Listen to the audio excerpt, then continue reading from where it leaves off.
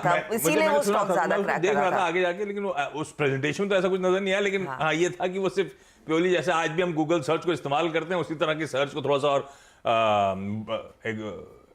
Filter कर दिया और उससे ज्यादा कुछ दिखा नहीं। चैट जीपीटी अलग ही एआई बॉट है। खैर, तो वो इसीलिए अल्फाबेट का स्टॉक इंडिविजुअली पिट रहा है, सिंगल आउट हो रहा है, 2 दिनों से प्रेशर माउंट हो रहा है, इसीलिए नैस्डैक का अंडर परफॉर्मेंस थोड़ा स्टार्क था। लेकिन जो मोटा मोटी कंसर्न्स माउंट हो रहे हैं, वो जो ऊपरी स्तरों से बिकवाली लगातार रह रहे के प्रेशर हो रहा है, वो प्योरली रीएडजस्टमेंट है, जो मैं पहले भी आपको मेंशन कर रहा था। टाइटर मॉनेटरी पॉलिसी का जो डर, या फिर हम लोग जो फैक्टर इन कर रहे थे, हम लोग मतलब चाहे वो इक्विटी के मार्केट्स हो, चाहे क्रेडिट मार्केट्स हो, ये सब क्या डिस्काउंट करके चल रहे थे, यूएस में एक सॉफ्ट लैंडिंग होगी, नॉर्मलाइजेशन ऑफ पॉलिसी जल्द लौटता हुआ नजर आएगा, और इसी उम्मीद पे अच्छे मूव्स आए थे, वो सारे फिजल आउट हो रहे हैं। इसीलिए वो रह रहे कि आप मुनाफा वसूली का दबाव देख रहे हैं, और ये सिनेरियो जो अब तक डाइजेस्टेड था, इंक्रीजिंगली अनलाइकली है कि प्ले आउट होगा उस लेबर मार्केट की रिपोर्ट के बाद से। तो वो कंसर्न धीरे धीरे रह रहे के माउंट हो रहे हैं, और ऐसे में अब धीरे धीरे करके फेड के जो अलग अलग ऑफिशियल्स उनकी कमेंट्रीज, आज भी वहां पे यूएस में जब मार्केट्स में प्रेशर आया था तो सब बातचीत यही कर रहे थे कि अभी 2 फेड ऑफिशियल्स की फ्राइडे को कमेंट्री आनी, मतलब उनके लिए दोपहर में, हमारे लिए आज रात में आने वाली होगी। फेड गवर्नर क्रिस्टोफर वॉलर आज फिर स्केड्यूल्ड है एक स्पीच के लिए। फिलाडेल्फिया के फेड प्रेसिडेंट पैट्रिक हार्कर साहब की एक स्पीच स्केड्यूल्ड है। बाजार अब इन्हीं पे होप्स हैं कि इन्हीं से कुछ क्लैरिटी मिलती हुई नजर आए, इनसे समझ में आए कितनी हॉकिशनेस का तड़का दरअसल लग गया है, तो स्पीचेस अवेटेड होंगी। और इस समय बस वो रिकैलिब्रेशन हो रहा है मार्केट्स में और कुछ नहीं। और जो लोग मानते हैं वो कह रहे हैं कि टेक्निकल सेट प्ले हैं, लार्जली एडजस्टमेंट इस समय स्क्रीन पे हो रहे हैं। तो थोड़ा सा ग्लोबली ऊपरी स्तरों पर टिकना मुश्किल हो रहा है, थोड़ा सा मुनाफा वसूली का दबाव रह के आ रहा है, मूड थोड़ा सा बिगड़ा हुआ है। यह है कहानी ग्लोबल मार्केट्स की। तो क्यूज थोड़े से खराब क्या, निगेटिव रखते हैं आज के क्यूज, और वो दिख भी रहा है। एसजीएक्स निफ्टी दवा आपको प्रेशर के साथ कामकाज करता हुआ नजर आएगा। ऐसे में अप्रोच क्या रखें मार्केट्स की, करना क्या चाहिए? कल लार्जली तो वैसे दायरे में ही एक्सपायरी का कामकाज, लेकिन हमने एक समय 17,800 के नीचे और 17,900 के ऊपर दोनों तरफ बाजार को जाता हुआ देखा, पर सिमट के रह गया उसी दायरे के अंदर। वीरू, डेटा पॉइंट्स क्या इंडिकेट कर रहे हैं? खैर, डेटा पॉइंट यह है कि एक्सपायरी का दिन, तो वो उस डेटा को कितना तवज्जो देना उस पर एक अलग क्वेश्चन मार्क रहता है, लेकिन फ्लोज एटलीस्ट कैश मार्केट के कल बड़े म्यूटेड नजर आ रहे थे, नेट इनफ्लोज जो थे। खैर, डेटा पॉइंट्स क्या कह रहे हैं, कैसे अप्रोच करूं अब इस मार्केट को? फ्राइडे का सेशन कैसा पैन आउट होगा? गुड मॉर्निंग आशीष। इनफैक्ट मैं इसी चीज़ से बात शुरू करना चाह रहा था। जब मैंने डेटा डाउनलोड किया तो जब डेटा देखा तो पहली चीज़ लगी कि बाजार में कल हम ही थे, चिचा और फूफा थे ही नहीं है। मैंने 144 करोड़ रुपए का अगर आप देखें तो एफआईएस का अगर आप देखें सेल, 205 करोड़ रुपए का डीआईएस का बाय।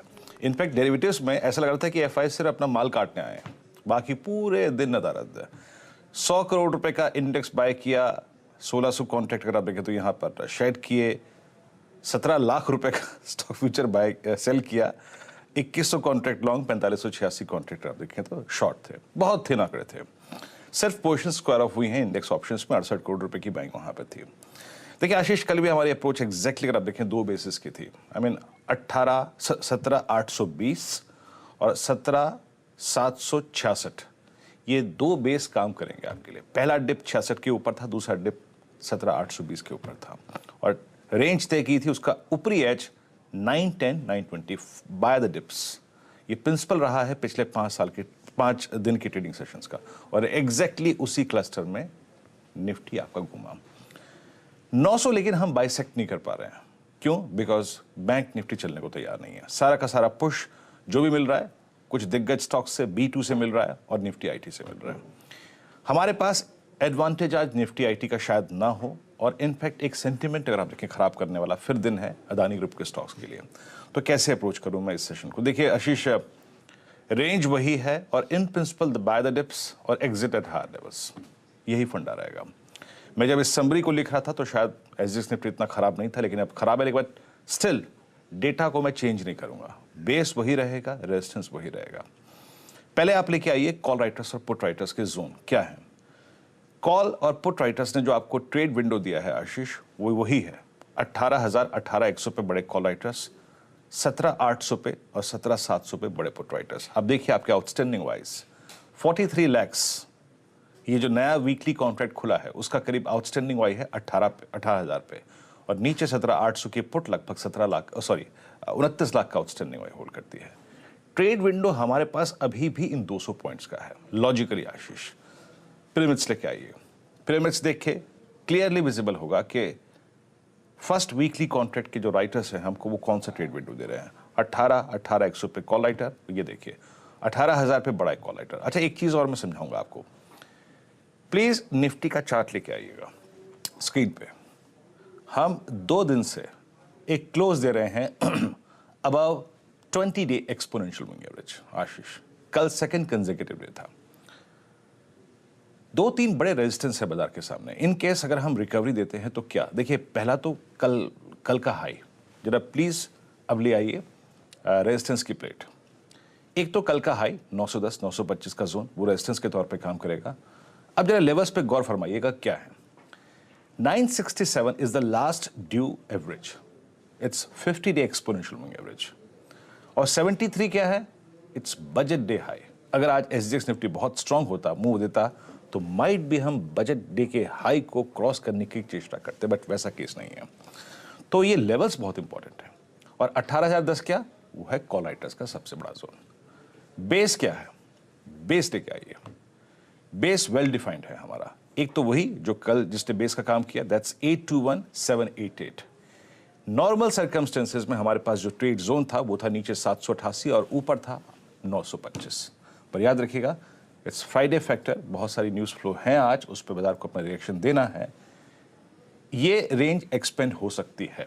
मैं अभी पहले से अगर आप देखें आपको सचेत कर रहा हूँ, ये रेंज एक्सपेंड हो सकती है। The moment we will breach 788 on the down side, 744 709 possible है। बट वॉच कीजिएगा, ट्रेड की थीम यही होगी कि हम इस क्लस्टर में इस डिप के बाद बाय ही करेंगे। एग्जिट जोन रहेगा 880 890 910 और 910 925 का जोन अगर हम बाइसेक्ट करते हैं तो हमें एक स्विंग मिलेगा उस क्लस्टर तक 967 50 डेमा और 973 बजट डे का हाई।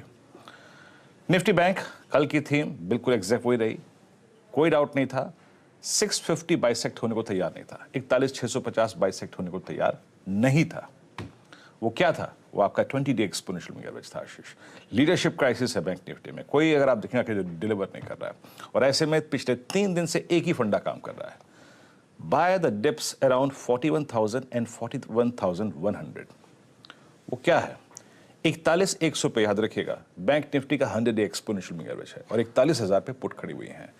एक टसल है, एक फाइट है कॉल राइटर्स और पुट राइटर्स के बीच में। ये डायग्राम आपको एग्जैक्टली दिखा रहा है कि कितनी टसल है बैंक निफ्टी में। जब तक 650 का 20 डेमा का जोन बाइसेक्ट नहीं हो रहा है, आपको वेट करना है डिप्स के लिए।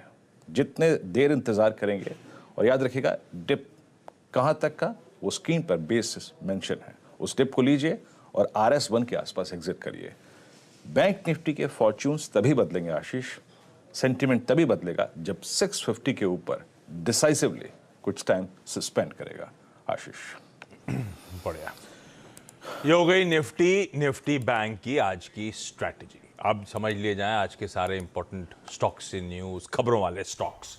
पहले तो MSCI का अपडेट, कल इंतजार था, नर्वसनेस थी, लॉजिक समझ में नहीं आ रहा था, लेकिन फाइनली निकला क्या? निकला ये है कि MSCI कह रहा है कि अदानी ग्रुप की कुछ स्टॉक्स को वो जिस पे वेटेज घटाएंगे और वहां से अब